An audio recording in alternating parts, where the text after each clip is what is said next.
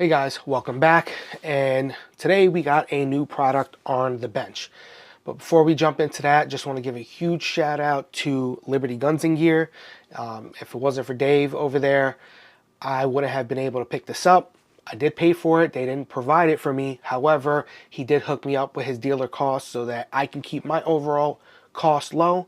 It'll give me something to bring to the channel. Also, it was a way to work it into a new build that I'm working on, which more will follow on that. But huge shout out to them. Thank you. If you're in the northeast area of Pennsylvania, please go check them out. They're the best prices in the area and really, really good to work with. If you're not in the area, just check them out on Facebook. Follow them just to help them out and give them a shout out. Let them know that you know about them because I sent you there. So Liberty Guns and Gear on Facebook in the area, please go check them out. So as you can see, it's an Aero Precision product, one that I've been very excited about. As you guys know in previous videos, if you've seen them, that I am a huge proponent of Aero Precision products. I've run basically everything other than their barrels. I have experience with the barrels, but I've never purchased them. And I don't care for their barrels. Personally, I think that's probably the biggest downside of their product line, their standard barrels. However, their uppers and lowers, I think, are the hugest upside. They give the best bang for buck with their M4E1 uppers and lowers, primarily because you get the billet aesthetics while maintaining the forging process, so you still have that rigidity, and it's a stronger process overall. And usually you can get them sub $100 for those. Now, obviously, we're going through some pretty difficult times in terms of the inflation, so they're susceptible to that as well. However, they're still, in my opinion, the best bang for the buck outside of just a regular upper or lower receiver set. Now, jumping forward, this was something that was teased in SHOT Show of 2024 for their new Pro Series lineup, and this is their M4E1 Pro Ambi lower. So let's jump right into this. I'll open this guy up, and it comes like this. It's pretty bare bones. However, I will mention that if you get or have gotten one of the first 1,000 to be released, I believe it came in a different box. You get like a certificate of authenticity and a couple additional pieces of swag that come in it. But other than that, it's basically the same thing. You get your lower that comes in this little slip pack, and then you get a bunch of stickers that come in here. That's all mine came with. So let's get this out of the way and move forward with this. So this is the new Ambi lower. Real quick, couple quick specs. It is forged, so you maintain that forging process. It's 7075 T6 aluminum. You could get them in 3 colors. You get them in black, OD green, and Kodiak brown, I believe is the name of it. The OD green and the Kodiak brown are both anodized. There is a caveat to the anodization I will cover shortly. As a matter of fact, let's just cover it now. So I'm going to show you real quick. Let's see if I can get that there. So I don't know if you can see those little imperfections right there in the anodizing right there. Anyway, apparently that is a common problem with anodizing colors outside of black, and why you see predominantly just black or Cerakoting done in terms of colors. So if you go on their website, other websites will post this as well. Similar, Griffin Armament does it as well, and other ones. But if you go on their website and you go to their lower and select the green or the Kodiak brown, you'll see right as soon as you open it up, there will be a disclaimer with a box that you're supposed to select before you purchase anything. It'll tell you that for anodized products, their blemish outline is changed, and that's because there's certain things that are outside their control that happens with the anodizing process. Now, as far as anodization goes, it'll be smooth and there'll be no blemishes, no dips or anything like that, which I found that to be true with this one. But you'll get little imperfections, like things from the graphite or whatever, that kind of show through because of the lighter color.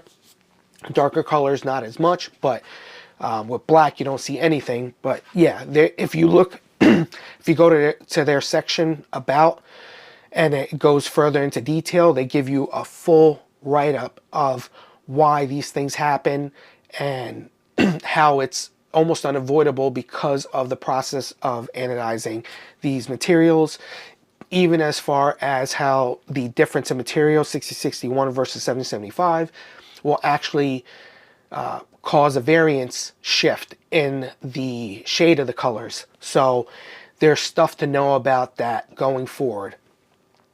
They even provide pictures and everything of what to look for, what's considered an imperfection versus a blemish. So I think that was really well done on their part. I just wish I knew that ahead of time, because I can be a little OCD, and having those imperfections will bug me at some point, knowing it's there. It's already bugging me. While the anodizing is done really well, it's still something to keep in mind. So if you're thinking about doing something like this and that's going to bother you, just go with the black. All right, so that's out of the way. As far as the lower goes, it's still M4E1 Pro, M4E1 profile, so they didn't change anything in the aesthetics other than the introduction of Ambi controls. So up here you have your standard, on the right side, standard mag release, and then you have the Ambi bolt catch bolt release right there. On this side you have your Ambi mag release and then your standard bolt catch bolt release. So they come pre-installed from the factory, so there's nothing you got to do in that regard. As far as the pivot and takedown pins that are installed, I put those in. They don't come with them. I just had a set of Aero pins laying around.